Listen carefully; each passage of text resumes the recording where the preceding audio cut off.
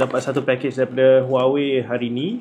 Jom kita unboxkan dia. Diorang ada mention lah, ni adalah jam terbaru daripada Huawei. Diorang punya fitness smartwatch. So dia hantar the latest Huawei Watch Fit 4 Pro. So kat sini diorang bagi tahu aku yang ada golf feature. Sebab diorang tahu aku main golf, tu yang diorang hantar untuk aku review tu. Daripada sini ada Huawei TrueSense. Kat belakang ni Bluetooth, boleh link dengan Huawei Health App. Maksudnya kalau kita guna Apple, kita guna phone apa-apa pun kita boleh guna watch ni asalkan kita download Huawei Health App dia. Alright. Okay, as usual dia punya presentation memang cantik.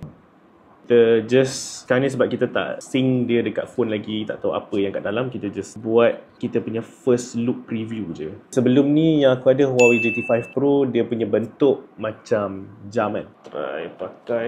First impression of the product, aku rasa okay. Dia rasa 4 segi, kot more kepada trend-trend sekarang lah. Yang aku suka pasal jam ni adalah slim and lightweight. So tak kacau bila kita swing nanti. Sebab bila kita swing tu, kita tak nak rasa macam ada jam tengah mengacau kita punya tangan kan. Dia punya band ni velcro, so kita boleh adjust exactly berapa ketat yang kita nak lah. Slim tak? Nampak slim lah. So aku rasa ni lebih kepada fitness, kepada sports saja. Yang sebelum ni aku guna dia punya jam GT5 Pro tu more kepada sports dan juga boleh guna untuk casual business kan. So ni aku rasa dia fokus kepada sports saja. Yang kita kena be aware adalah untuk jam ni, pre-order dia start pada 22 Mei pukul 4 petang. Harga dia kita tak tahu lagi, tapi aku assume dia akan lagi murah daripada GT5 Pro. So kalau siapa yang hari tu nak beli GT5 Pro tapi rasa macam terlalu mahal, mana tahu bila dah dapat pre-order tu harga dia lebih murah daripada retail price, beli cepat-cepat. Dia ada dua jenis, Fit 4 Pro dan juga Fit 4 yang bukan Pro. So aku dapat yang jenis yang Pro punya version sebab dia ada golf punya feature, dan dia ada beberapa color, green, black, blue untuk Pro punya feature, dan untuk yang bukan Pro dia ada black, purple, grey and white. Alright, so save dulu video ni dan aku akan try jam ni dekat golf course hari ni, dan tunggu video seterusnya aku akan bagi review macam mana dia punya app, dia punya golf punya feature dan sebagainya.